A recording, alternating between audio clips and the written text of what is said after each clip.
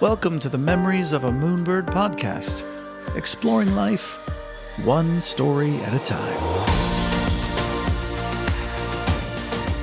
Hello friends, I'm Daniel Scherl. Today on the show, as an archaeologist and professor for more than 30 years, he's explored the ancient world of the Greeks. Anthropologically trained and with a resume way too long to read you during an intro, today he's not only an endowed professor and the chair of the Department of Anthropology and Archaeology at the University of Missouri-St. Louis, but he directs the interdisciplinary excavation of the Mycenaean Palace at Eklina in Pylos, Greece. He has a long list of papers, publications, awards, and personal appearances, which you can read about in the show notes and on his website, not to mention his services to academia, where he focuses his interests on the social, political, and cultural history of ancient Greece, with a special focus on social memory, origins of states and complex societies, and mystery cults. He's a fellow of the National Academies of Arts and Sciences of Canada, a member of the European Academy of Sciences and Arts, a corresponding member of the Greek Academy of Arts and Sciences, an honorary member of the Archaeological Society at Athens, and a National Geographic Society explorer. It's a great honor to welcome this real-life Indiana Jones, Dr. Michael Cosmopoulos. Michael, welcome to the show. Hey, Daniel. Great to be here. Thank you for having me on the show. And congratulations. Your show is amazing. Oh, thank you. Thank you so much for being here. Let's jump right in. Your first question, where were you actually born and raised? I was born in Athens, in the heart of Athens, under the Acropolis, actually. And some of my earliest memories were of the ancient monuments all around the place where I grew up. And how long did you live there before you came to America to teach? I finished my undergraduate studies in Athens. So I left when I was about 21 and a half years old. And I came to St. Louis for my doctorate at Washington University in St. Louis. So I spent the first 21 years of my life in Greece. Now, I'm curious, you don't hear about a lot of people going, I can't wait to go to St. Louis. And, but is this school very famous for its archaeology and history programs? Well, I was very fortunate, Daniel. When I was an undergraduate student, I excavated with a professor who used to teach here at Washington University. His name was George Mylonas, Mylonas. And he dug this amazing site called Mycenae. Mycenae is the legendary capital of Greece during the Trojan War. So he sort of took me under his wing, and in the summers during my undergraduate years in Athens, I excavated with him, and he's the one who helped me get a scholarship for Washington University here. Oh, how cool. I mean, he was old by then, already by that time. He taught at WashU between 1933 and 1966. So in the early 80s, when I dug with him, he was already in his 80s. But you got to work with a legend. That's really incredible. Yeah, I was very, very fortunate. And, Well, I'm curious. sorry, let me just say that one of the greatest fortunes in life is for someone to have good teachers and good mentors. And I lucked out with that. Absolutely. And I know that you and I spoke offline and we're both big proponents of education, which we'll get into here in a little bit. But I'm curious, what was little Michael like as a child? I was quiet. I was a little bit of introvert. I still am. I preferred sitting down and just reading. I mean, as a kid, we didn't have tablets back then, and Right. So we had comics and we had Mickey Mouse and books, with illustrated books. I liked reading mythology a lot since I can remember myself. So I spent a lot of time on my own. I am an only child, so I didn't have siblings. So I spent a lot of time reading. Fortunately, in Athens, I grew up in a walkable community. So we after school, we would go out and play soccer in the square nearby or in the streets. So it was a lot of soccer and a lot of reading, basically. What's a story that your parents would tell about you as a child? I think it's a story that they don't know about. At some point, I remember we were on the fifth floor with in North America, the way that we count stories here. So I was on the fifth floor and I was by myself. It must have been maybe 6th, 7th grade. And I thought it would be really cool to climb on the rail of the balcony and try to balance. So I remembered I have this vivid picture in my mind of the people across the street in the apartment building across the street in their balconies, just shouting and screaming and out of their mind in panic that I was going to fall. And this is something that my parents never found out. But this is one of the things that I often think about and sort of, giggle. And But what an adventurous spirit. That's awesome. What did you want to be growing up? Did you want to be an archaeologist and work in history? Yeah, always, always. There was never any doubt in my mind. I was always enamored with ancient Greece. As I said, it was very easy because, as I said, I grew up around monuments, and we had a country house on the coast, not far from Athens, but there was an ancient Greek sanctuary nearby as well.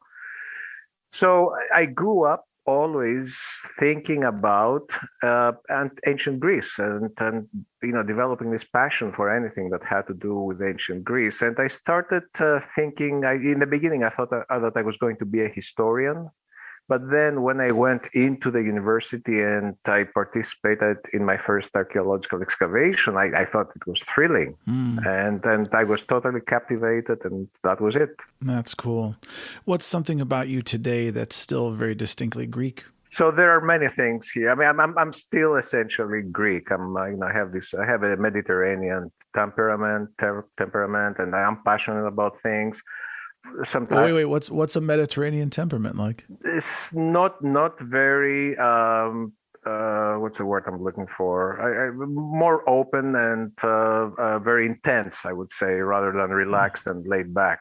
Okay. I'm not a person who chills easily, and so you find it hard to relax? I find it hard to relax. I take things at heart.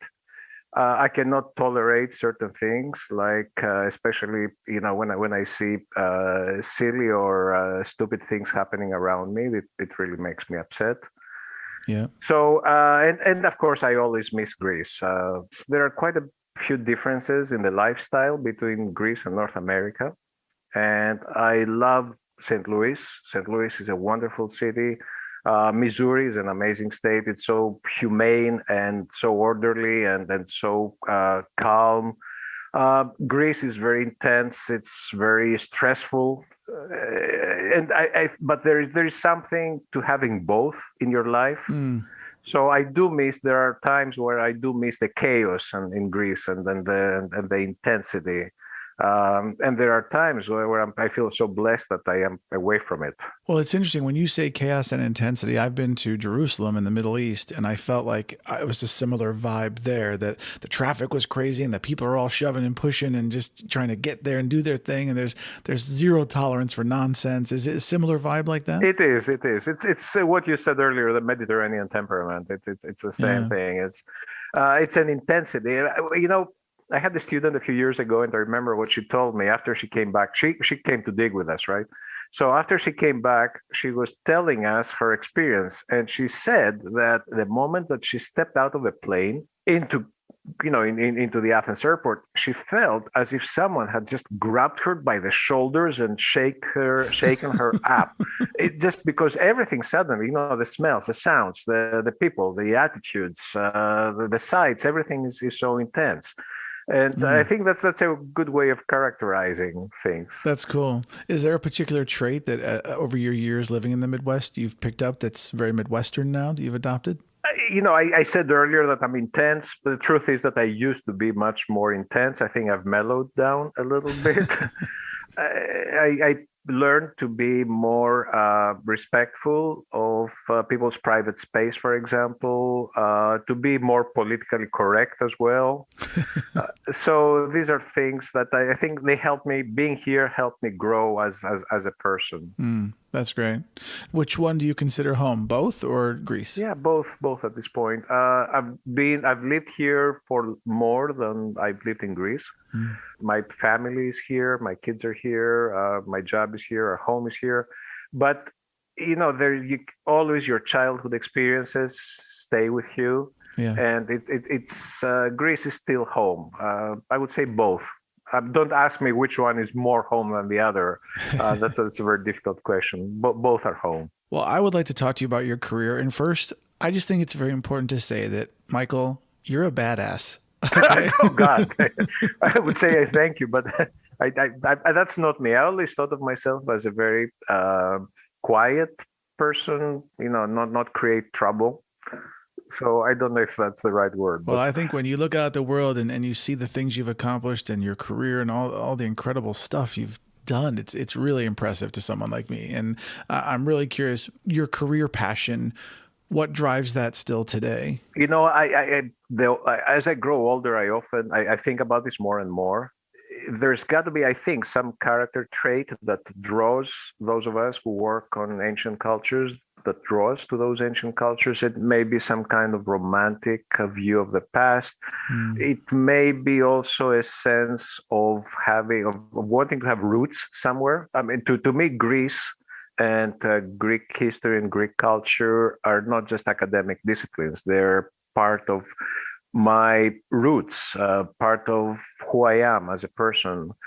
Archaeology specifically, what I found exciting and exhilarating and fascinating is that through digging, you get a direct connection with people who lived thousands of years before you. Mm. And when I said earlier roots, not in the short term sense, my own roots, but my roots as a person, as a human being in general. Yeah.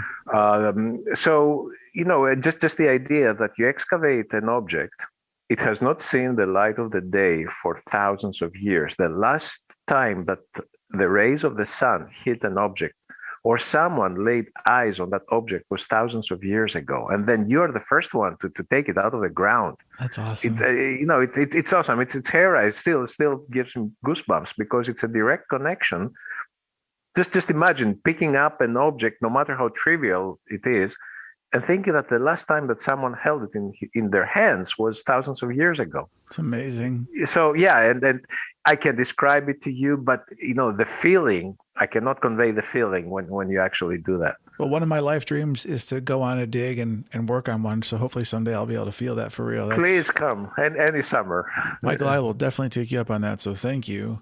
I'm curious. The Greeks gave us all these incredible things like writing, science, religion, warfare, philosophy, art, theater, architecture, government, and so much more. It's easy to look back, of course, and romanticize how life must have been, so glorious back then as part of such a thriving culture. And also things like hanging out at the Agora with Socrates.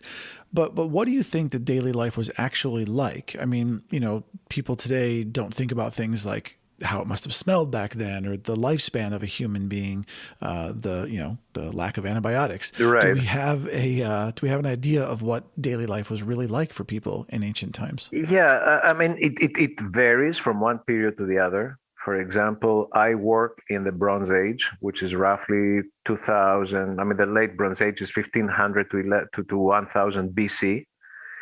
And life was very hard back then. Mm. And then if you come closer to the classical period, the 5th century, the Golden Age, that's when you have the Acropolis and science and philosophy, then life had become a little easier, but nothing compared to today. For example, in the Bronze Age, people would work very hard. We find by excavating human remains, we can reconstruct their life histories. And it's amazing how much the bones of a skeleton can tell us about that person. For example, from the Bronze. Say, how does that work? How do they tell you? What are the bones? Well, for example, let me give you an example. On the dig at Iklena, we found this young girl, maybe 14, 15 years old, and she was buried inside the town between houses on some kind of an alley or a street. Basically, she was just thrown there. And the bones showed that in her life, she had gone through extreme physical stress. The bones showed several pathological conditions associated with hard manual physical labor, anemia, so malnutrition. And she was only 14 or 15 years old. And this is more typical than the grave of the great king that you will find who will have lived a better life. All I'm saying is that life was hard. There was a lot of manual labor involved. Life expectancy was much shorter than of course, than it is today. Medicine was non-existent as a scientific field. Then around the classical period, the golden age, Hippocrates, the great physician, comes in, and scientists try to understand life, the world, our Hmm. bodies. So life starts to take huge strides. New technologies are developed in the centuries that followed, in the third, the second, and the first century BC, including the steam engine, although nobody actually made anything out of it at that time. But what I'm saying is that nothing compared to today. But what I noticed looking at Greek history over the course of thousands of years is that there is a distinct improvement of life. And over how long of a period of time? 1,000 years, at least Okay. 10 centuries, maybe So it's maybe not 12. like it was bad one year and 5 years later it got better. This was a gradual No, change. nor was it a linear improvement.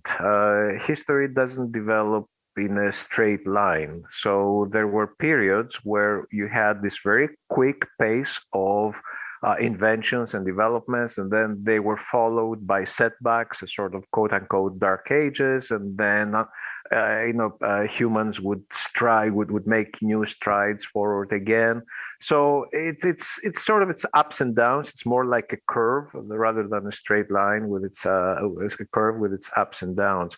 But looking in the long durée, in the long term at history, there is a distinct improvement in the quality of life. And look at where we are now. Sure. I mean, we have a pandemic. Within a few months from the pandemic, we have vaccines. Yeah. And this would have been unheard of. There was a plague in 430 BC. There was a plague that hit classical Athens at the time when it had started fighting with Sparta. It was a great civil war between the two superpowers. The Spartans had invaded the region of Athens. The Athenians had been packed into the walls of the city, and the plague strikes and wipes out basically the Athenian population. Wow. And compared to that, compare that to what we're going through today. I mean, we are blessed that we live in the era that we live. Well, I was going to ask you, seeing a global perspective of historical change as a historian and archaeologist, is it difficult for you to look at the world and see people complain about things that like people's lack of perspective just pisses me off, if you want me to just be blunt about it, And I try to understand that change doesn't usually come quickly unless it's forceful, and things take time. And so anyway, so it's hard enough for me, and I'm not a historian or archaeologist. So you have this incredible world perspective. Is that a challenge for you at all? Yes, it is. And as I said before, one of the things that make me mad is when I see stupidity around me, and I don't define this, in the sense of not people being stupid, in the sense of refusing to see, to have a wider perspective. It's exactly, you nailed it by saying lack of perspective. Because that comes down to lack of education. And in this day and age, you can be educated if you want to. There's no justification for not being educated. And one of the great things about education is that it gives you a wider perspective. And this actually makes you happier in life, because the narrower perspective you have about life, the more likely you are to make wrong decisions about your life. You don't understand the forces that affect your life. So listen, one of the things I tell my students is that only stupid people learn from their mistakes. I repeat that. Only stupid people learn from their mistakes. Only from their mistakes. So what I'm saying is that smart people learn not just from their own mistakes, but everyone else's mistakes that everybody else has made in the course of human history. I love that. I mean, humanity has not changed much over the course of thousands of years. Our technology has changed. Humanity has not. Yeah. And the same issues that we are dealing with today about life and death and politics and love and democracy and you name it. People have been dealing with these issues for thousands of years and have come up with answers.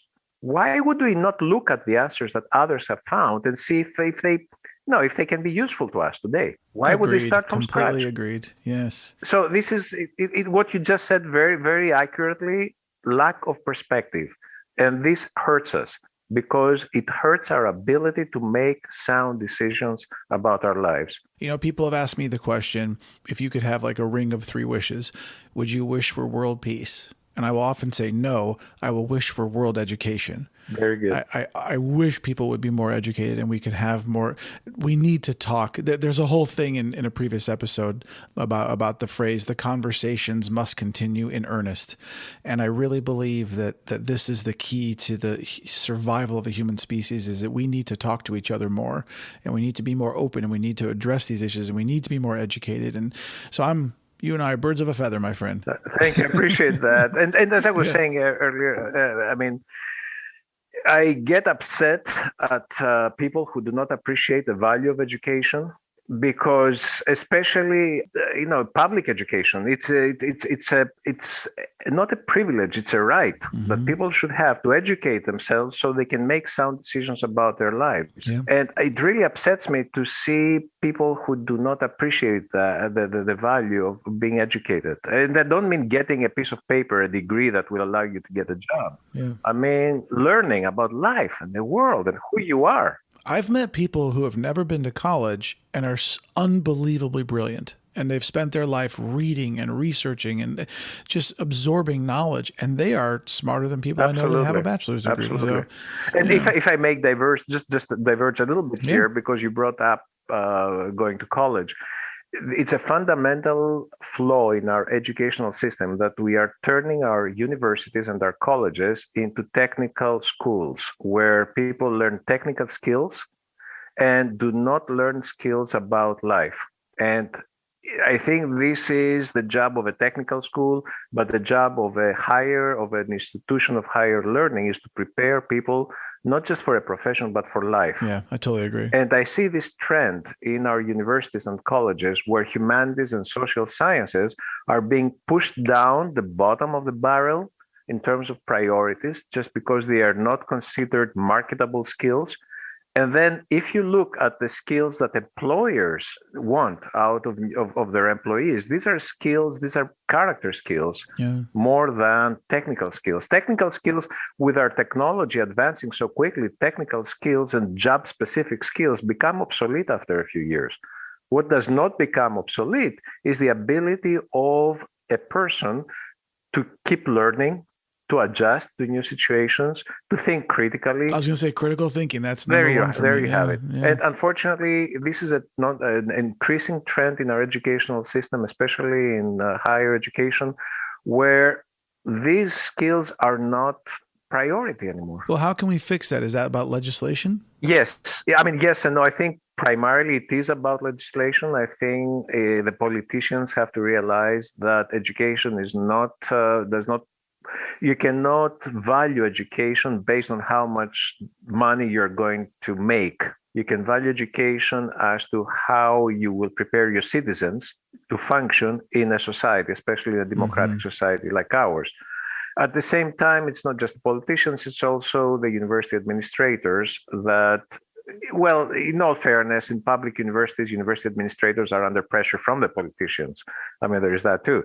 But in general, we've reached a point where some universities are run by accountants, which is fine, but somebody who makes financial decisions cannot make academic decisions. That's really unfortunate. And I wish, I know we could probably do a whole podcast on this one subject, but there's got to be a way to start getting people who are academic in the positions to make those decisions alongside the accountants so they can come to an agreement and a compromise, You're right, Daniel. My fear is that the tides of time have changed, and the overall society now, especially in Western civilization, is more focused on material things and money and objects and luxury goods. And you measure somebody's success in life and somebody's happiness by how much money they have. So unfortunately, this perspective has taken over our educational system as well. And it's market driven.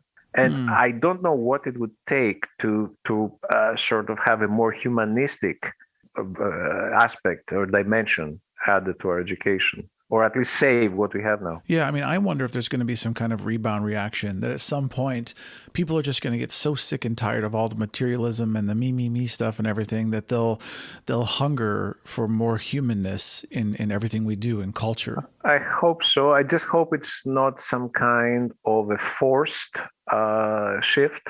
I hope it will be, hope the trends within society will prevail. But in the past, it has happened that societies collapsed just because of their own inability to anticipate where they are headed. I'm very optimistic, so I'm hoping that we'll figure that out before it's too late. I really do. Let's hope so. Well, let's talk about mythology for a minute. When we look at the myths and the writings of the Greeks, I'm curious how literally you think they should be taken. So as examples, I was going to ask you, do you believe things like Prometheus really gave fire to humans? Do you think Atlantis was real? And if these things are not, and they're stories with a certain goal, where do they stem from, and why did ancient humans write them? There is a misconception that myths are fairy tales that do not have any value or any real meaning or any depth, and this is wrong. First of all, let me mention that there are two types of myths. One type of myth is rooted in historical events, and usually when we teach mythology, we call those myths heroic myths because they have to do with heroes in the sense that they're about personalities who existed at some point, but their achievements became larger than life as time went on. I see. So these heroic myths are rooted in historical events. The other type of myth, which we call divine, because they have to do mostly with gods, they are not rooted in historical events, but they are meant to explain life and the world. Let me give you examples. For example, the story of Atlantis that you mentioned, or the story of the Trojan War. These are well-known heroic myths. Sure. We believe that they are rooted in historical events, that at some point there was a conflict between an army from Greece and an army from Asia Minor, somewhere in the area of Troy. The remembrance of that conflict remained alive for generations, handed down through oral tradition from one generation to the other. And with every generation that passed, the elements of that story changed and became a sort of, larger than life. Well, and that's human beings naturally embellish stuff. It starts out that you went down the street to the post office to mail a package, and by the time the story's told, 3 weeks later, there were dragons running down the street. And, Right, absolutely. And I mean, even in the context of Greek myths were created sometime between 1000 and 700 BC, approximately. And they were created by ordinary people like you and me. So myths about historical events were sort of narrated from one generation to the other. I mean, what I like, the way I describe this to my students is at the end of a very hard day out in the farm, the family sits down around the hearth, and there's no TV, there's no radio, right? What do? They talk. Yeah. And the grandfather will tell stories to his grandchildren about his father or his great-grandfather who was a general in the Trojan War. Better yet, he was the king himself. And with every generation, this changes. But going back to your original question, this type of stories, heroic myths, are rooted in historical events. Atlantis, for example, we believe the story of Atlantis preserves the memory of a catastrophic event that destroyed a glamorous civilization, that of Minoan Crete, and that Atlantis is connected with a Greek island called Thera or Santorini. That was a volcanic island. The volcano erupted sometime in the 16th century BC. A very wealthy city, a Minoan colony on the island, was just covered, much like Pompeii. But it was such a catastrophic event that it was preserved in Greek memory for generations and eventually written down by Plato. Wow, that's cool. So that type of myths is rooted on history. The divine myths that have to do with the gods are not. They are efforts on the part of people, ordinary people like you and me, to try to understand the world. I mean, why is there thunder? Because Zeus Yeah. That's upset and thrusts his thunderbolt. Why is there a rainbow? Because there's a beautiful goddess with her multicolored dresses that appears after the rain. Sure, because back then they didn't understand prismatic light. I get No, it. Yeah. no. As I said, Greek myths are created overall. I mean, we cannot put them within, the specific dates, but by the 7th century or so, they had been created. And after the 7th century, when science and philosophy start to emerge and logical and critical thinking, then people start to doubt the validity of these myths. This brings up an interesting sidebar, and we'll just hit it quickly because it could again be several podcast episodes. But do you think that overall, when you look back at the thousands of years of humanity, do you think that people are getting less and less religious as we evolve technologically? That's a great question, Daniel. And one that, as you said, I mean, it takes a lot of conversation.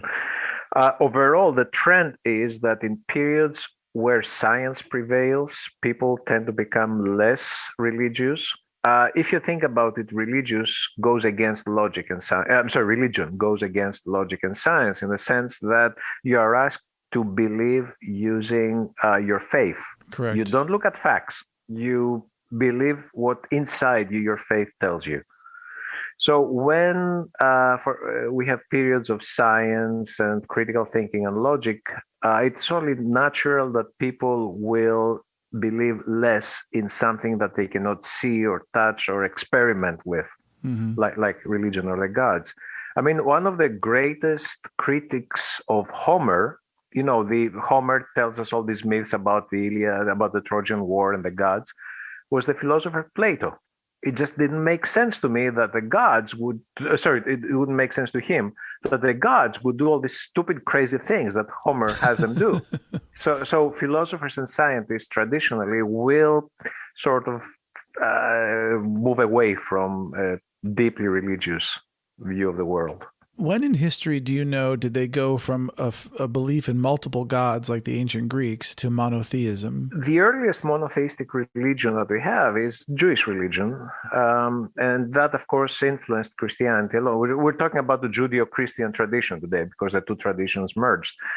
In ancient Greece, surprisingly, we had monotheism quite early as the 6th century BC. And this is the time when I said that I mentioned before that science and philosophy developed, because the idea of many gods did not make sense to scientists and philosophers. The idea that the reason that you had many gods in ancient Greece is because Greeks explained all these different forces in our lives as gods. Why do we fall in love? Because there's a goddess of love. Why do we die? Aphrodite, exactly. Why do we die? Because there's a god Hades, who comes and takes you away to the underworld. Why is there war? Because there is Ares or Mars, the god of violence and so forth. So when people in the 6th century BC started to think critically about life and the world, they saw that some things in life are just natural phenomena. It doesn't make sense that you have many gods. And the idea of one single god started to mature already in the 6th century. So Plato, for example, in the 5th century, by that time, by Plato, it had taken roots. Plato talks about the idea of good as being the most powerful divine being. Aristotle, who follows in the 4th century, talks about the prime mover, one force that governs and creates the universe and so forth. So philosophers already in the classical period started to think in terms of one divinity, one God. That's fascinating. They call it different things. And it has different qualities. It, he, she, it, whatever. Sure. For me, religion is difficult because I'm a spiritual person. I am. But religion itself exists in a duality for me because it's done so many amazingly beautiful things and it provides, a lot of hope and strength for a lot of people. But excuse me, it's also created massive divides between people and has caused some of the worst wars that we've ever seen. I mean, it has turned a lot of people against each other and done the opposite of its intention, I think. So it's always been hard for me to reconcile that part. You're right. But, my view is like many things in life, it shouldn't be all or nothing. Right. Agreed. Religion, I'm a scientist, right? And I'm a very logical, square person. And yet I do have, like, any good Greek household, we have a little corner with all the icons of the saints. And I know, I'm trying to teach my kids that, there is a spiritual aspect to our lives. Yeah. And, if they want to see it through religion, that's great. If they want to find it somewhere else, that's great as well. But I think we do need this spirituality, and religion offers that. What is damaging is uncritical and fundamental views of religion. We saw it through with Christianity. For example, when the Christians took over, Greece, they destroyed all the ancient statues and the Parthenon because they thought was the pagan competing religion. We see today with all this fundamentalism, both Islamic and Christian fundamentalism. Yeah. And these forces are destructive. I think no God, no matter what you call your God, Allah or Christ or whatever, I think no God would want destruction. All religions are for love and charity and kindness. Killing in the name of a god is the exact opposite of what that god would want you to do. Absolutely. Yeah. So religion is wonderful. The problem is the human misuse of religion. Well, and that can apply to many things. Oh yeah, you're right. You're right. Absolutely. So I want to talk about the people of the Aegean Islands for a minute because I was really interested in this. And maybe you can give a little backstory for the listeners because I know a little bit of the history. But are we any closer today to finding out who they were, what language they actually spoke, and where they came from? And I'd love for you to tell people about linear A and B and the history of language because it's going to feed into some of the stuff from ICLA. But I'm really curious, are we any closer to deciphering linear A or the mysteries of these people? About linear A, not really. I don't think so. Okay. Until we find extensive bodies of texts that will allow us to decipher them all, or maybe a sort of a Rosetta Stone with linear A and linear B, because linear B is Greek, that we have read. It's linear A that's the problem. So until then, I'm afraid that we will not be able to decipher it. There have been many attempts, and in all honesty, I have not looked, seriously at them recently. It's on my list of things to do, but as far as I know, no, it has not been deciphered. Who those people were? I mean, that's a great question and a very difficult one. We believe that the people we call Greeks today are the product of a fusion between an indigenous population that lived in the area that today we call Greece since the beginning of time, and Indo-European settlers. The Indo-Europeans are one of the most fascinating puzzles in history. Indo-European is a name that is applied to a group of people who we think left their homeland, probably what is today South Russia and Ukraine, around 2500 BC. From there, they spread to the east and west, and they eventually settled down in a huge area that stretches from India in Asia to Western Europe, hence the name. And does this include countries like from the Ottoman Empire and all that as well? Oh, yeah. No? Oh, yeah. I mean, that was long before there was any Ottoman Empire, but sure. The general area, yeah. So they came, those Indo-Europeans, that's how we call them for lack of a better name. They came to Greece, they fused, they blended with a pre-existing population, and out of this fusion were created the Greeks. They went to Italy. They blended. Over how long of a period of time do you think? This was between 2500 and 2000 BC. Wow, okay. They went to India and they blended with the local population, so the Indians were created. So it's a huge phenomenon. The fascinating thing about these Indo-Europeans is that we don't have any proof that they actually existed. Oh, wow. Because the only indication that we have is language, linguistic similarities. We have thousands of words that are common among hundreds of different languages. And the only possible reasonable explanation is that all these languages originated from one mother tongue. And would these have all come from people trading across We think countries and stuff? they were invaders. We think that these Indo-Europeans Ah, were pushed out of their homeland for reasons that we don't know. okay. And they settled down, they invaded all these areas and they settled down and subjugated the local populations. There is a more recent theory that says that the Indo-Europeans actually came from the Mesopotamia, the Near East, maybe starting around 6000 BC, and they brought with them the knowledge of agriculture. So there are these two theories. But going back to your original question, the people in the Aegean Islands and Greece were the product of this fusion between very ancient, lost in remote prehistory population elements and these invading or settler Indo-Europeans. That is really fascinating. I am really curious if you had the magic power to do so. Is there one mystery of the entire history of humanity that you would want to solve or know the answer to above all others? Wow, Daniel, can I have a few? Does it have to be one? Okay, you can have three. I'll give you three. Okay. Well, number one, I would love to be able to live in the Bronze Age, or at least see how life was in the Bronze Age. I would love to see the actual Trojan War. I mean, was there one, and how did it happen? Was there a Trojan horse? Was there a Trojan horse? Although we do have a very plausible theory about this, and I can tell you a little later if you're interested about the actual Trojan horse. But anyway, I would love to to gaze upon the face of Helen of Troy, the face that launched 1,000 ships. Number two would be Greek secret cults.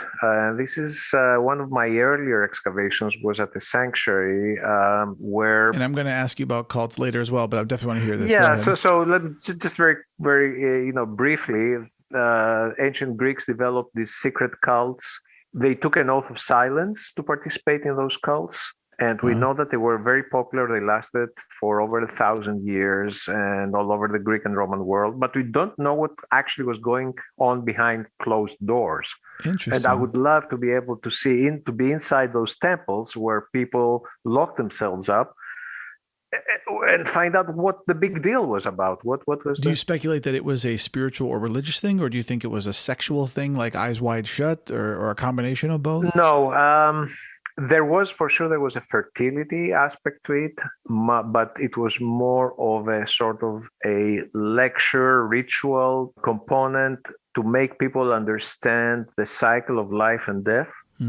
And number three, I've always been fascinated by Alexander the Great. I really thought you were going to say I've always been fascinated by Elvis. Predictable. You want to know, did Elvis really die? So, I mean, who was this person who changed the world when he was 20 years old?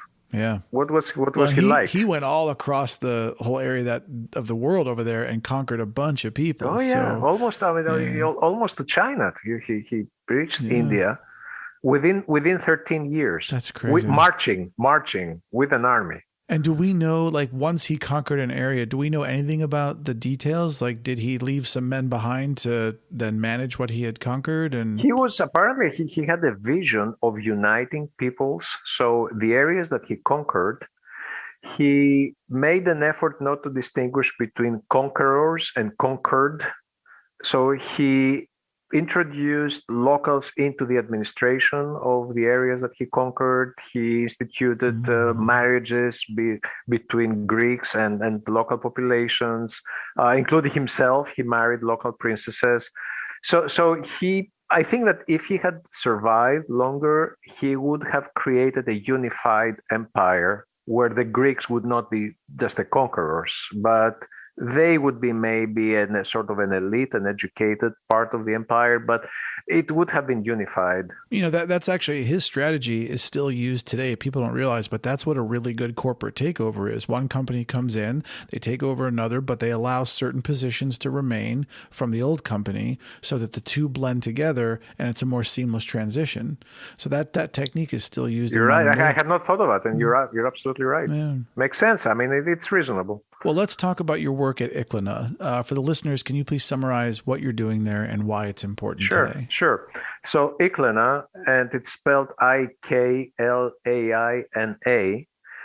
is an ancient Greek site of the Bronze Age. It dates roughly between 1600 and 1000 BC. That's the Mycenaean period, the late Bronze Age. And I don't know how well you remember your Greek mythology, but one of the major figures in the Trojan War was King Nestor. Okay. Nestor was the oldest of all the Greek kings, and his name throughout, he was very wise. So his name through the centuries has become a synonym to wise advice and prudent counsel. So Nestor was the king of Pylos, Pylos. And he had not one, but several major capitals. It was a very wealthy kingdom. He had many capitals.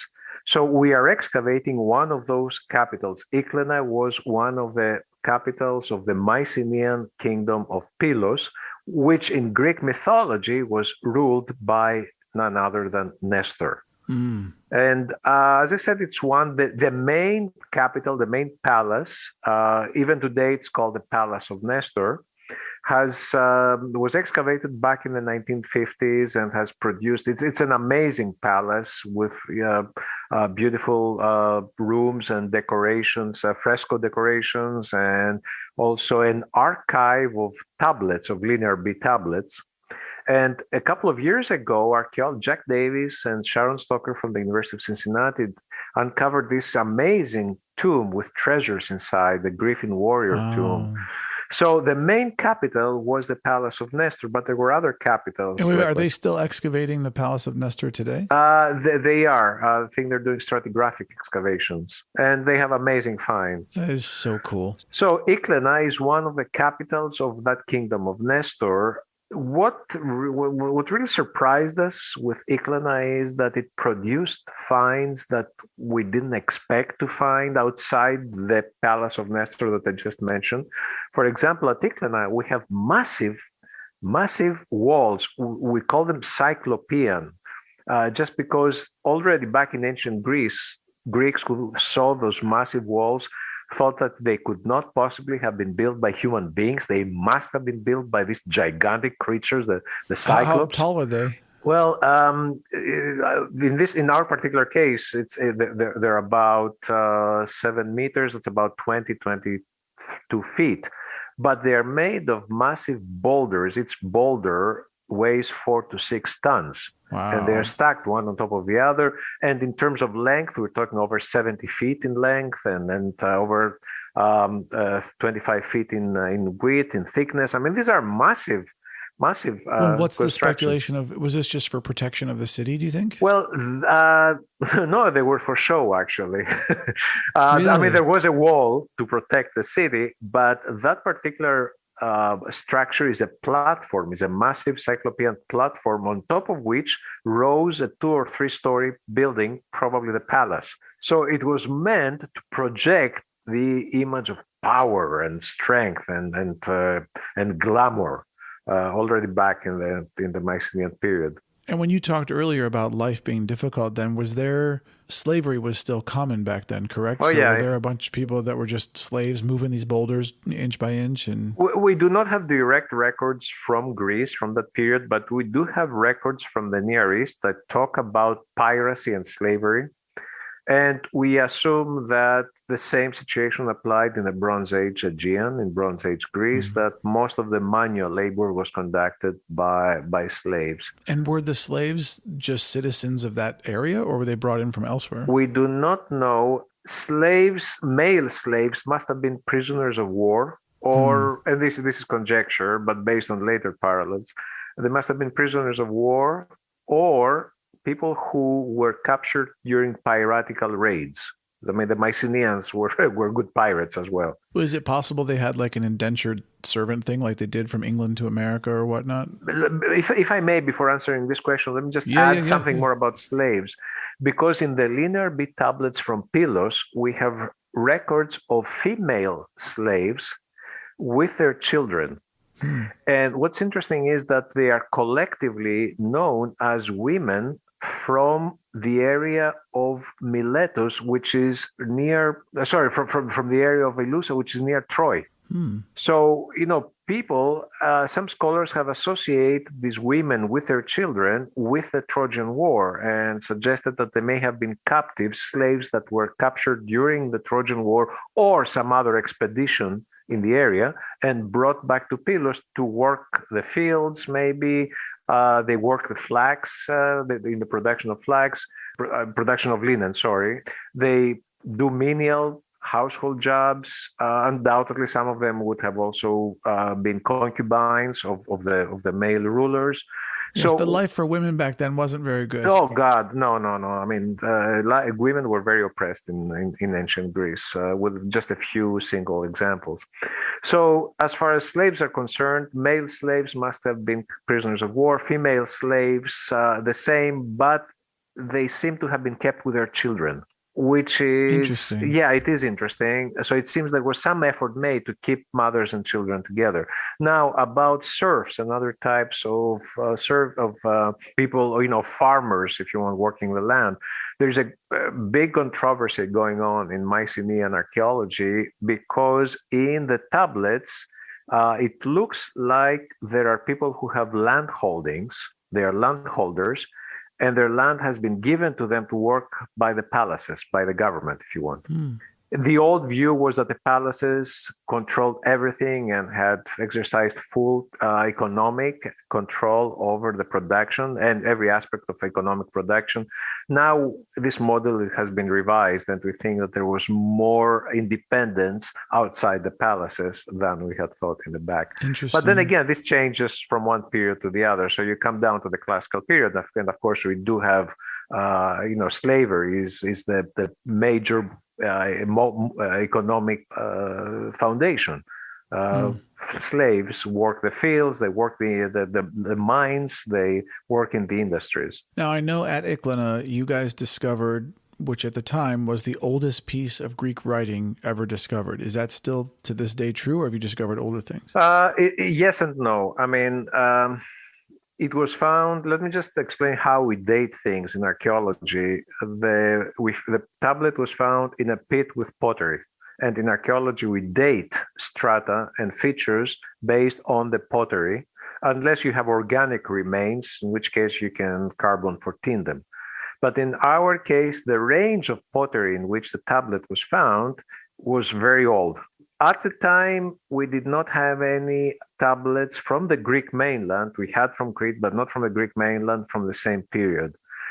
Recently, there has been a discovery of tablets from another palace at Agios Vasilios, not far from Sparta, that seemed to be as early as the Iklena tablet. Cool. So what is important is not really which tablet was the earliest. What is important here is that we have evidence for writing and bureaucracy a couple of centuries before we had thought that these two had started. Because these tablets, by definition, are bureaucratic records. Most of them are tax records. There are no private tablets. So death and taxes, still common even back then. Blame the Greeks, at least for the taxes. No, actually, it's Daniel. It's a very modern system of taxation because you have lists of names of citizens, if you want, with how much money they owe in taxes.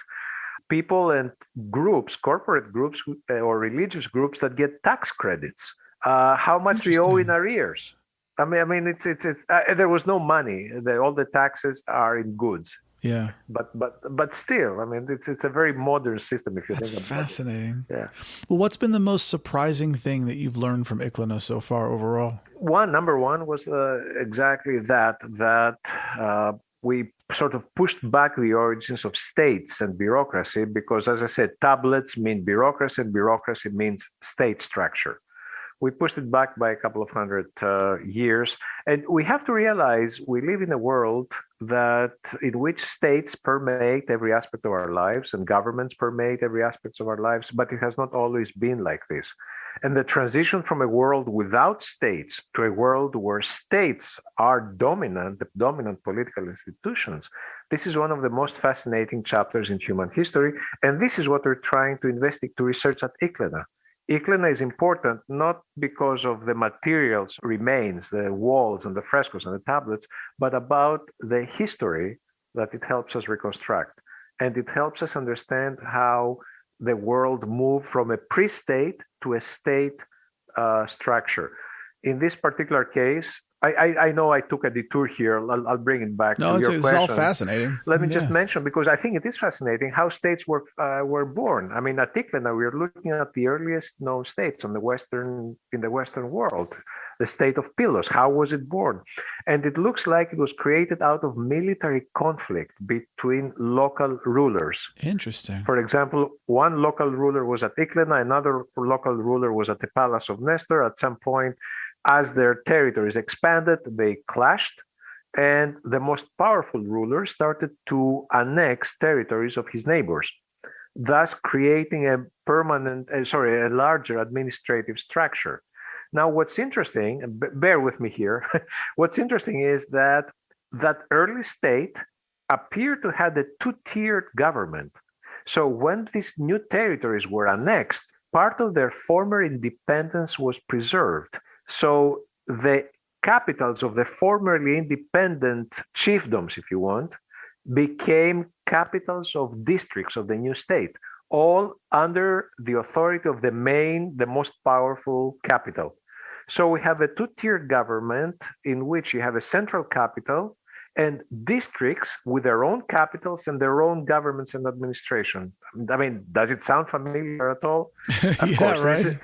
this is the earliest case of a quasi, if you want, federal, again, other things being equal, et cetera, but it resembles in many ways the two-tiered form of government that we have here. So, but going back to your original question, again, my apologies, I detoured here, but going back to your question about the importance of Iklena is because it helps us to understand this transition into a world of states, which is so important today. Then wait, I would ask, why is that important? Why do we need to know that? Because it goes back to what we were saying earlier about perspective. Take our life today. We live in a democratic state, as most of the Western civilization. What are the components of our democracies? How do our democracies function? What makes them functional or dysfunctional? What makes them successful or failed? In order to understand your state, your government, your world, you have to understand how it came to be what it is. Yes. How its components developed. And for that, unavoidably, you have to study history. You have to go back and look how democracy developed over time from one state to the other, from one culture to the other. So the big picture here is that it is important to understand how states were born and how they developed, because state formation is a process that goes on even today. And states today change and shift and adapt.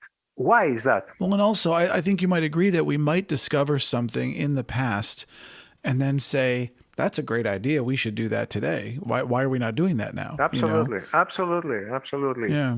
So it goes back to, again, I'm returning to what you said. It was very well phrased. Perspective, wider perspective. So many ancient places in the world, most of them that are being excavated, obviously, are buried. And from a very layman's perspective, I'm curious, why are all these places buried? Is it just volcanoes or earthquakes? Or, I mean, why did they not just evolve as a city? And I ask this because, if a small town expanded over time, so an example, if St. Louis were suddenly abandoned, would it eventually just be buried by natural weather patterns and forest, or would the city stand for centuries? There are many factors at play here, and a lot depends on the local environmental conditions and the particular history of a place. As a rule, in general, when a place is abandoned to the elements, then nature takes over. So you will see, for example, man-made structures being overgrown and damaged and eventually collapsed. Wind will bring dirt and accumulate dirt over the collapsed structures. So little by little, with the passage of centuries and millennia, there is dirt that accumulates over the destroyed structures. There may be also phenomena like events like earthquakes that may destroy these buildings.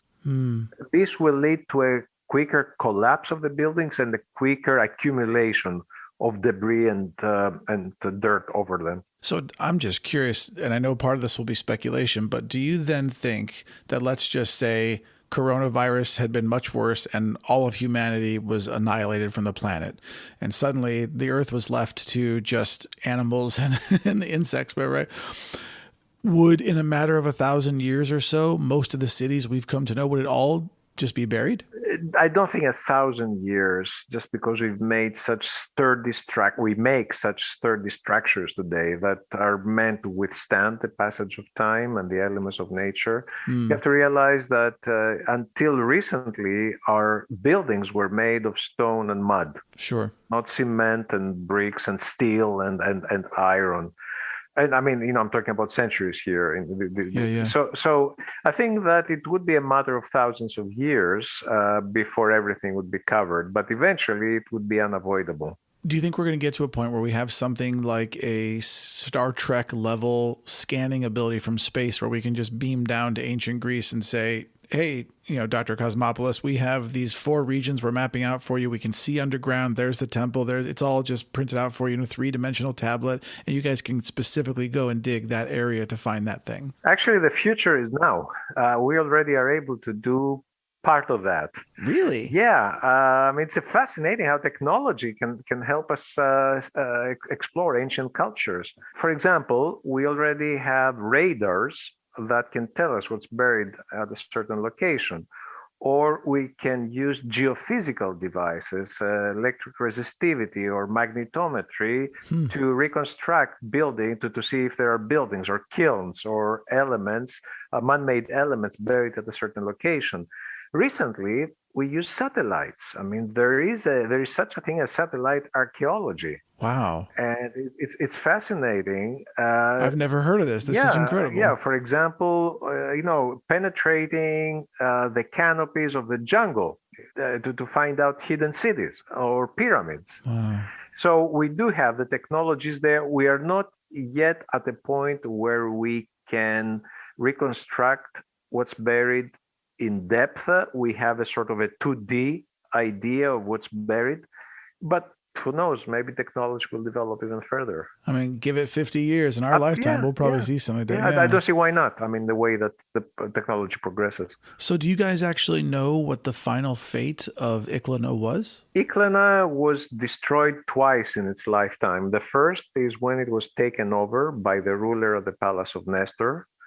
And it looks at that time that the local palace was abandoned and Iklana was turned or demoted, if you want, into an industrial center. Okay. This happened perhaps around 1250 BC.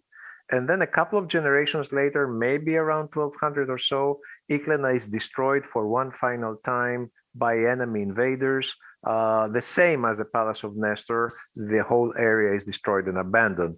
So that's the last time that Iklana was used. Since then, it had been just be accumulating dirt.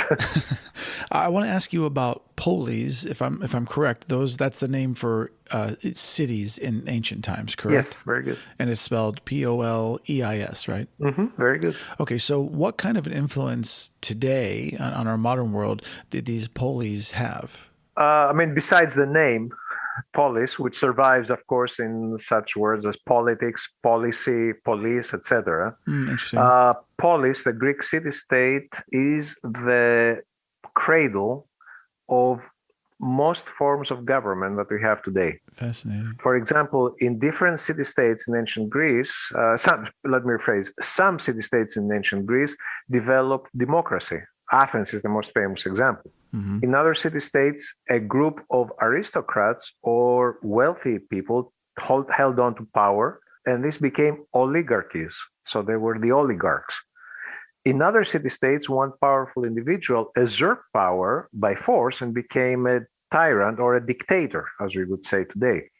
So in ancient Greece, we had, I should mention this because people may not know that ancient Greece was never unified as one state. Right, it was all separate. Yeah, we had hundreds of different city-states. They were all independent and separate from each other. And many of them followed different trajectories, different historical courses. And just as an aside, when did Greece finally unify? Was that under Alexander? Formally unified under the Roman Empire. Ah, okay. Even when Alexander unified Greece, city-states continued to exist. But it was not until the Romans and then the Byzantines, and then Greece will become the first modern Greek state was established in 1831, so fairly recently. But because of this fragmentation, each city-state followed its own path in history. So in Athens, where people had a very strong sense of individual freedoms and individual rights, fought to preserve those rights. And they forced the oligarchs to grant them a constitution, a Bill of Rights, if you want, that sort of guarantee of protection of these rights. And eventually this developed into democracy. In cities like Sparta, a small group of people held power, an oligarchy. In cities like Corinth, tyranny, dictatorship. So these forms of government originated, back to your question, the contribution of the city-state, of the policy, is that in those city-states developed these forms of government. That's cool. And also back to your other question that you mentioned, another detour here, about perspective. Learning about these governments help us understand our own government today. For example, under what circumstances did tyranny develop in the city-states? What were the circumstances by which a charismatic leader managed to convince people to yield their own freedoms and their own liberties to him? I mean, these are lessons in history that we can learn. Or democracy, the Athenian democracy. And hopefully never have them happen again. I mean, that's really the hope. Well, that's the hope, and that's why we need to educate our citizens, rather than have them blindly follow whatever political party or whatever leader is charismatic enough to convince them that he's their savior or their leader. Because then you end up with, Hitlers and all the other terrible people. I remember a few years ago, this is a little off topic, but relates to this wider perspective. And I think that's important. Mention that I remember the 60-60 feature a few years ago, where people, the reporters went around asking people what their priorities in life is. And I remember this family saying that their priority in life was to pray for our president. And I'm thinking, I'm sorry, that's not your priority in life. Your priority in life should be that your president doesn't lie to you. Yeah. I mean, this is the core of democracy, that the public officials should be under control and check of the citizens and make sure that they work for the citizens' best interest. No, I 100% agree. I really do. The ancient Athenians were said, from what I've read about history, to have sought perfection. Is that correct? And if it is, do you think it was a mistake? Did it lead to their downfall? And do you personally seek perfection in any aspect of your own life as a Greek man?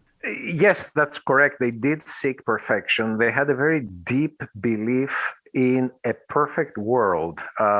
Starting with the classical period, perhaps around 500 or so, this belief developed that beyond and behind this material world that surrounds us, which is flawed and imperfect, behind this material world, there is a perfect world, a spiritual world, if you want, that is perfect.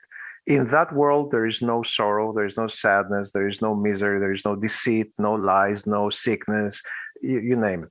So they develop this belief, and then their whole culture in the Golden Age revolves around that belief, is a product of that belief.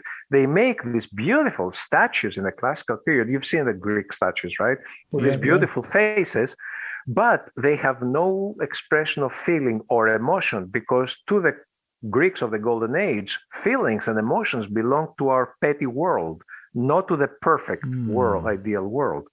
Plato develops his whole philosophy around the idea of this dual universe, this dual world, the material world, which is imperfect, and the perfect world, which is perfect. I'm sorry, and the ideal world, which is perfect. So yes, they do believe that the Greeks developed this idea of perfection.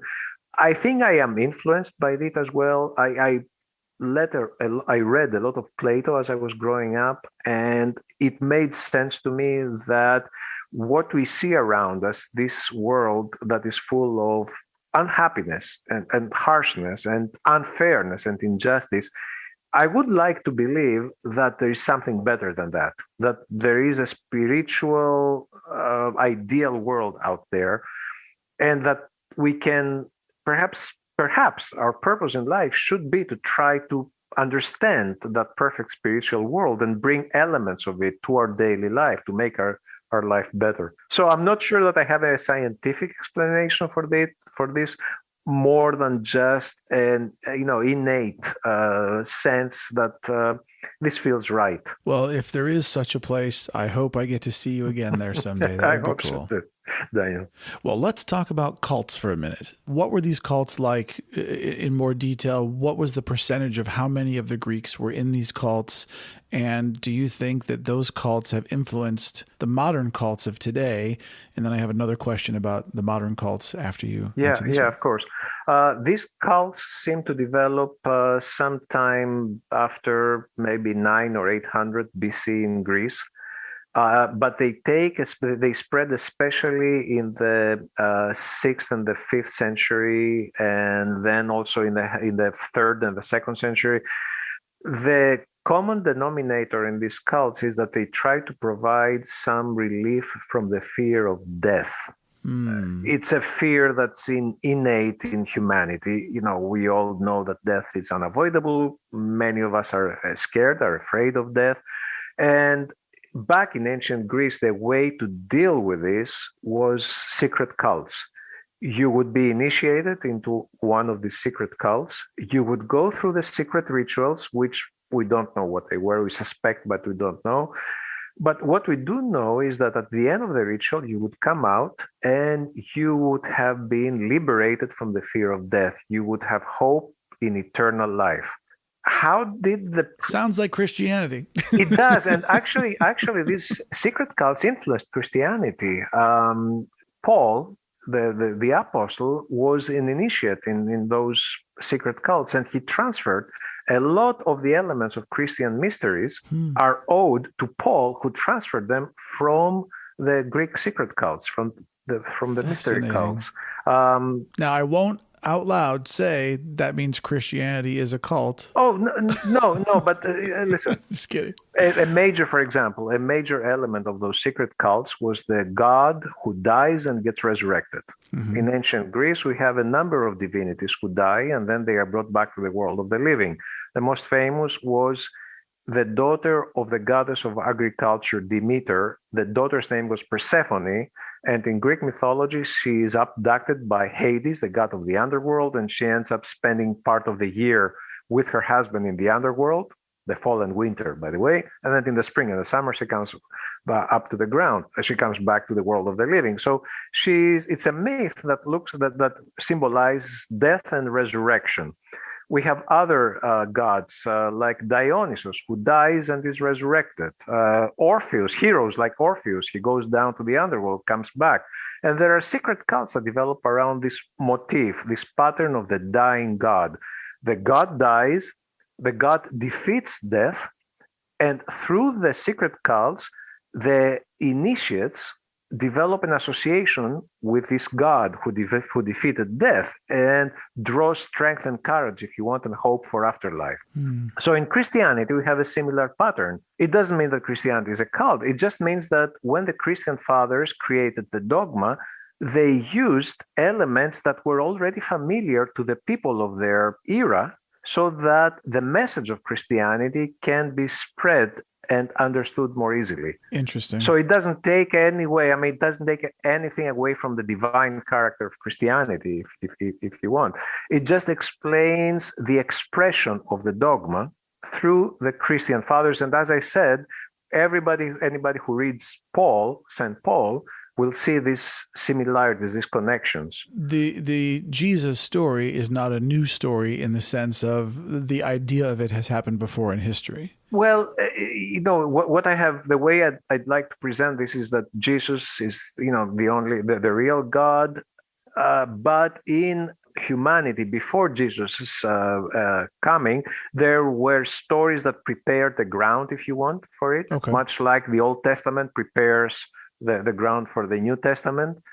So it comes down to your personal beliefs. Sure. What I see is connections. What I see is dots that are connected, threads, if you want, common threads from one religion to the other. It doesn't take away anything from any of these, from any religion. It just explains why it has the expression that it has today. Let me just also on this point here, because Christianity draws a lot on ancient Greece, the idea of the Trinity is an ancient Greek one from Greek philosophers. Philosophers like Philo of Alexandria in the first century.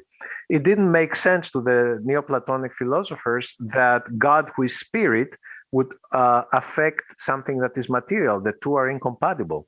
So they come up with the idea of an intermediary God who is partly spirit, partly matter, and then also a second intermediary God, which eventually becomes the Holy Spirit, who helps. It's the agent of the other two. There are so many connections that connect. And this is our cultures. how long before Christianity is this in history? This is right before Christianity, first century BC. Wow. This is something that people who created the dogma, the apostles themselves, would have been familiar with. So did these ancient cults in Greece influence modern cults that you see today, from both evil things to good things?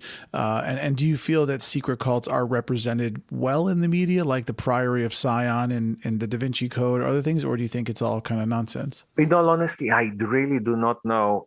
From what I have read about modern secret cults, they do not really connect. They are not really connected with ancient Greek cults.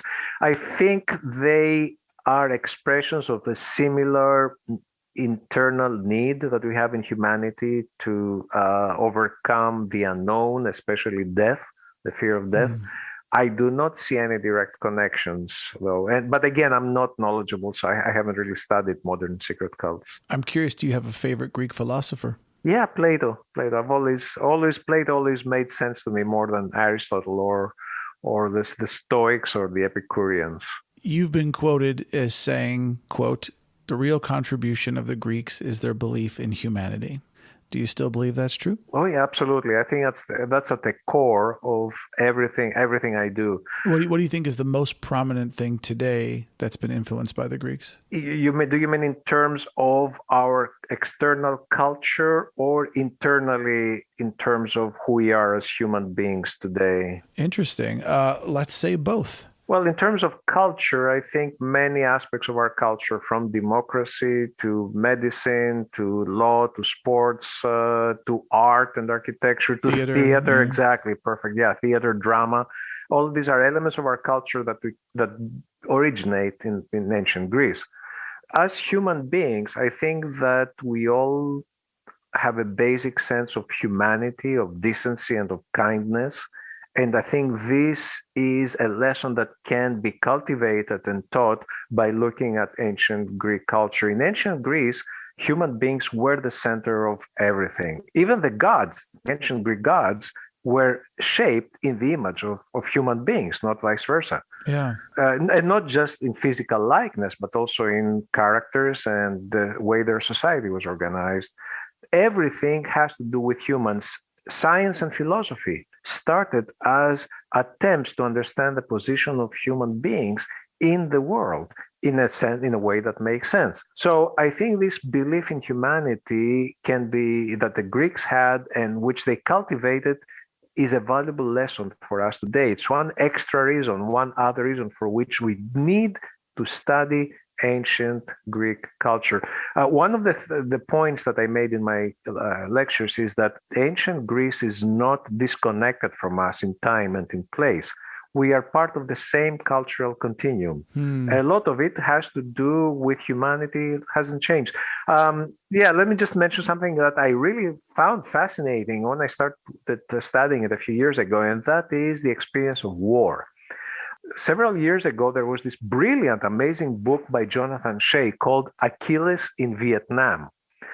Jonathan Shea is a psychiatrist working with the VA, treating our veterans first, starting with Vietnam several decades back. And he says that when he was interviewing those veterans, their stories were familiar to him. He had heard them before. You know where? In Homer's Iliad. Interesting. And he wrote this amazing book, Achilles in Vietnam, which compares the psychology of the soldier in the Iliad and in ancient Greece to Vietnam today. And this sort of jump-started a whole new scientific field. The bottom line of all this is that our soldiers today, our veterans, experience similar emotional situations like the ancient Greek soldiers. Homer describes, he doesn't call it that, but he describes all the symptoms of PTSD. PTSD, yeah. He describes how units dealt with human loss. Like in Vietnam, a soldier died, the choppers came in, they put the body in a black bag and they whisked it away. But we know now that people need to have closure, to mourn for their dead comrades. Anyway, I mean, this is a huge field, but the point here is that it teaches us about humanity. Yeah. It teaches us how to deal with our own veterans, how to deal with PTSD today. So back to this question about humanity, there are so many different aspects of humanity in ancient Greece that can be useful today, not just for theoretical reasons, but they have practical significance today. Another reason that studying history and perspective is so important. Yeah. Do you ever walk through a museum or watch a movie when people are talking about some of the stuff in history and just think to yourself, no, this is all wrong? Oh, yeah. Especially movies. I mean, museums are serious institutions, and there may be an occasional mistake in a date. No big deal. But oh my God, TV and movies. Yeah, I mean, my wife is an archaeologist too. So cool. Debbie. So we sit down and we watch something and we together, we turn to each other and we smile or roll our eyes just because of.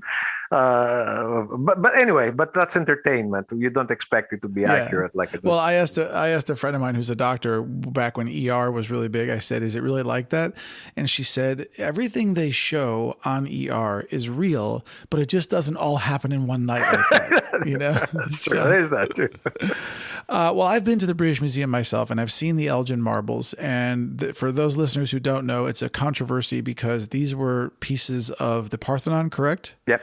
That were taken by the British and they're taken off of this beautiful Greek building and brought to be displayed in England. And they've been in the British Museum ever since for many, many decades. And the British Museum will not give them back. Yeah. And so I'm curious, how do you feel? Do you think they should give them back? I think they should go back. Not because most people think that Greece should own these marbles.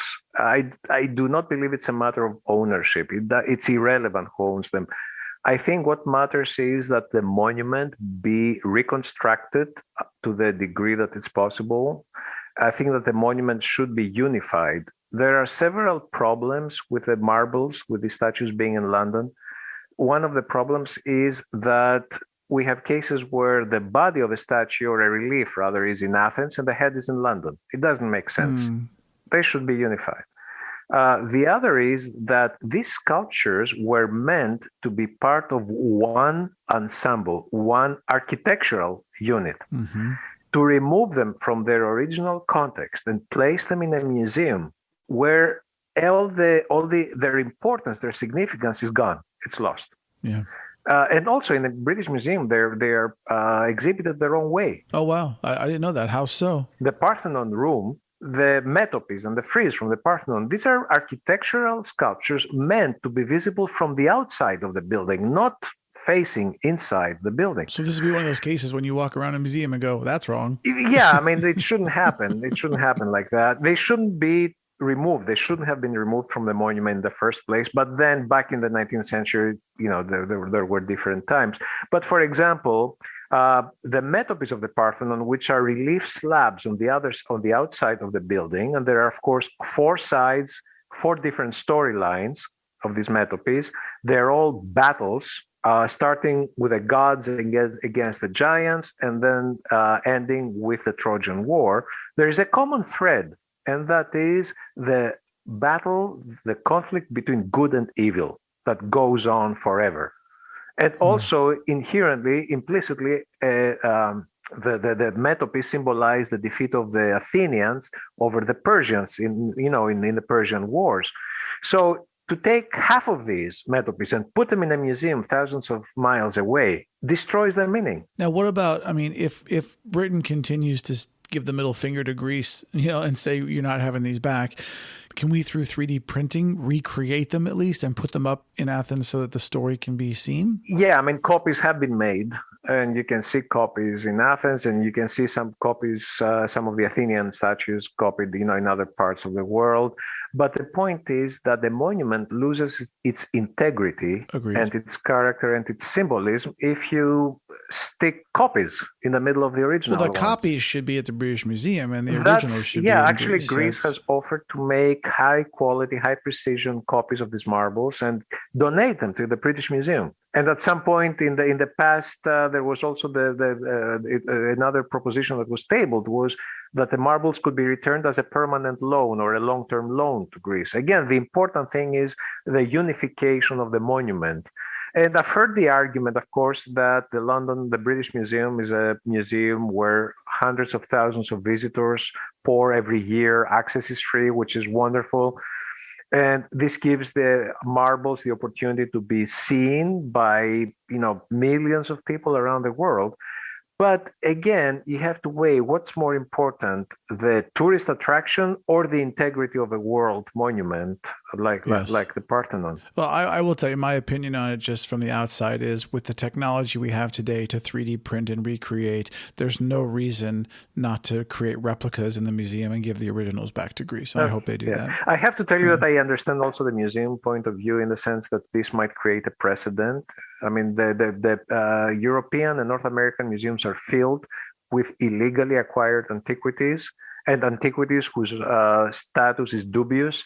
So creating a precedent like that would be sort of an avalanche into, all sorts of requests for returns. Just the Egyptian antiquities that are in the museums are incredible. It's fascinating. Well, Michael, did you ever consider quitting your job? Honestly, no. There are times where I'm tired of the administration and the red tape because there is a lot of administration involved into running an excavation, from fundraising to permits and what have you. But it all goes away the moment I hit the field and I work the trenches. And my only wish is that I could play more with the dirt. So sort of my retirement dream is that I can go into somebody else's excavation and just go play there. That's awesome. If you weren't a professor archaeologist, what would you be? Daniel, I really do not know how to answer that. In my earlier self would say a crew member on the Starship Enterprise. Yes. I'm a Trekkie.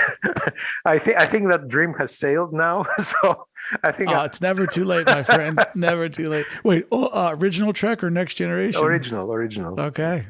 I grew up in the in the 60s. So that was the 1701, baby, the original, yeah. but I liked all Star Trek. Well, this is a very Star Trek loving house, so you're not alone. I'm so glad. Yeah. What would be the title of your autobiography? Wow. A Life in Ruins? No, that's been taken. There was a movie with Trevor Douglas.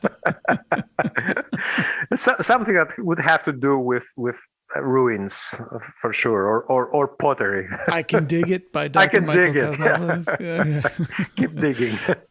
Did you have a favorite childhood book? Yeah. It was a series of books with short stories by Greek writers of the 19th century. And I always was attracted. I mean, there must be some kind of romantic element somewhere deep inside me. But I always found these old-timer stories from the 19th century very, very attractive. There is a Greek author called Papadiamantis, and he wrote this very convoluted short stories and novels also about times past in Greece. So I liked him a lot. That's cool.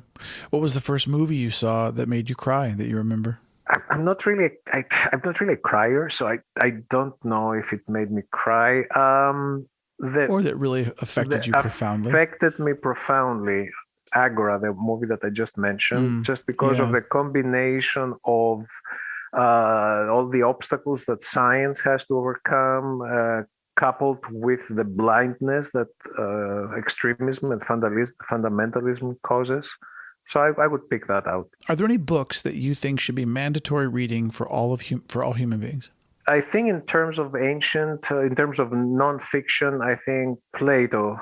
Everybody should read Plato. Everybody should read another Greek philosopher called Zeno. He was a Stoic philosopher, and Stoic philosophy has incredibly valuable advice about everyday life, about how to deal with the hardships of life. So Epictetus as well, and Zeno and Stoic philosophers, I would recommend highly that everybody. There are small books. Marcus Aurelius is another Stoic philosopher. These are very small books. You can put them in your pocket, carry them around. They're wonderful readings. In terms of more recent, or in terms of fiction, I love Somerset Maugham, especially The Razor's Edge. That's one of my all-time favorites. It is mine too. And actually, when you ask me about movies, I should mention Razor's Edge, the movie with Tyrone Power, which is an old black and white movie. Black and white, yeah. Yeah. But I think these are the books that I would single out right now. Yes, the path to salvation is difficult and as narrow to walk as a razor's edge. Yes. Yeah. How has your focus changed throughout your life? What's different today than when you were 20, 30, 40, etc.? When I was younger, I got worried about every little thing that, looking back, I shouldn't have. Right now, I take more of a big picture view of things. I don't know if you remember that book, Don't Sweat the Small Stuff. Yeah. The subtitle says, it's all small stuff. Yeah. So the older I get, the more I realize how true that is, and how small things that bother us in everyday life are really not worth losing sleep over. No. That there are bigger issues in life. I come to realize how blessed I am. How blessed most of us are. Yeah. Just to be healthy and to be able to operate and function in our society. Sometimes we're so absorbed by our daily problems, small problems, that we lose sight of the blessings that we have in our lives. And every moment of every day, we should be aware of how wonderful it is to be alive, to be able to create things, to be creative, to have a meaningful, fulfilling life. It's to we be able shouldn't to have a conversation with a wonderful man on a podcast. I agree. Like you. Thank you. Yeah, like you. Yes. It's 8:00 at night. You have the house to yourself for once, and you're going to put some music on and just dance and have fun. What would be your song that you would put on? I'm sorry, but this is such a wrong question for me, and I'm laughing because music and I do not get along together at all. Why? I'm totally not musical. In contrast to my wife, she's wonderful. My kids are wonderful. I am totally hopeless and useless with music. I don't even like dancing. Wow. I think that, how not Greek of you. I know. It's strange for a Greek. It is, because we go to the little Greek restaurant around the corner from our house, and they actually like pull you up from your table and you dance in the aisles and You know what? It's something that I would like to do. It's just that I think I'm held back by the fact that I do not understand music. My ear does not get music. And when I try to sing, sometimes there are songs that I like. And when I try to sing myself, always when I'm by myself, when I do that, I realize how awful I sound. So I'm sorry. I would love to be able to answer your question, but it's not something that will happen or happen. Do you like Greek food, and can you make a mean souvlaki? I love Greek food. I am blessed to be in a home where my wife, who is a scientist, she's an archaeologist, and she has many talents, but one of her talents is wonderful cooking as well. That's awesome. And apparently I must be a real disaster in the kitchen because I'm not allowed to go near the kitchen. I make great ice cubes and I make great ouzo, but I'm afraid that's as far as I go. Well, one of my favorite questions to ask on the show is this. If you could sit down at an old-timey pub for 4 hours with one person from all of human history, alive or dead, excluding your own family members or any religious prophet or God, who would you sit with? What would you drink? And what's the first question you would ask them? That's a fascinating question, Daniel. I think I would sit down with a Greek philosopher / scientist called Democritus. He and his teacher Leucippus, they lived in the 6th century, and they developed the atomic theory. Oh, for the wow. first time. Yeah, they didn't have labs or they couldn't run experiments. They just sat down and think, okay, I have this object here. How can I figure out what it's made of? How about I just cut it into pieces and I keep cutting each piece to smaller and smaller pieces. Eventually, I will reach a point where I have such small pieces that cannot be cut anymore, so tiny. The word for cut in Greek is tomi. Something that cannot be cut anymore is an atom. Huh. So they came up with this theory that everything is made of atoms, and even crazier than that, that if we were able to split the atoms, we would release an incredible amount of energy. Fancy that. Wow. Crazy, right? 6th century BC. And as I said, no experiments, no labs. This is just what made sense to them logically.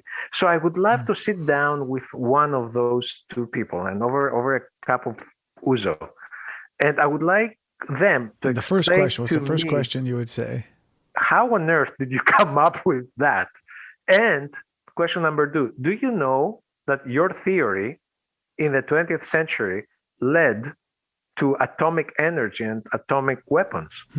Anyway, so I've always been fascinated by those two. Yeah, I mean, that is fascinating. Big question. Are you afraid of dying? I won't say that I used to, but the older I get, the more familiar I become with the idea. I think what concerns me more is the way that people die, that I am going to die, or the people I love are going to die, more than the actual event itself. Yeah. So I think the short answer is no. And not in an arrogant, superficial way, hey, I'm No, I not understand. scared of death. I'm just familiar with the idea. I take it to be part of our Accepting the inevitability of it all. Yeah. exactly. And what's the use of worrying about something that you have no control of? Yeah. What's something that you hope people would say about you at your funeral? I hope good things, and I hope two good things would be one, that I made a difference with my work in people's lives. And I don't mean so much my research and the excavation, but more I mean my students and the way that I hope have touched and affected some of the lives of my students just by broadening their horizons and providing that perspective we talked about. On a personal level, I hope people will remember me as a good husband, a good father, a good son. All these roles that we play in our personal lives. I hope that I am doing a good job fulfilling these roles well, and I hope that's one of the things that people will remember. What superpower would you choose? Time travel. No question, hands down. Time travel. I often, often when I just want to relax, I often try to work out the details and logistics of a time machine. but if I had my rudders, I would like to be a time traveler. What do you think? And I can't wait to ask you this question because of what you do for a living and all the things you've learned and know about the world. What do you think is the meaning of life? Again, this has changed over the years. As I grow older, I think the meaning of life is enjoying every moment to the degree that you can. I have come to realize that really there is no past and there is no future. There's just present. It's what we live in the moment right now. That's all there is. So I have grown to appreciate more the moment. I was never a person who would sort of live in a moment when I was younger. Always worrying about things and trying to anticipate things and control things. And now as I grow older, I realize that what matters is right the here and the now, because every moment that we pass, number one, brings us closer to our death. And number two, it will never be repeated again. Yeah. So we'd better make good use, and we'd better be mindful and aware of what we're doing every moment of our lives. Otherwise, it's a waste of a life.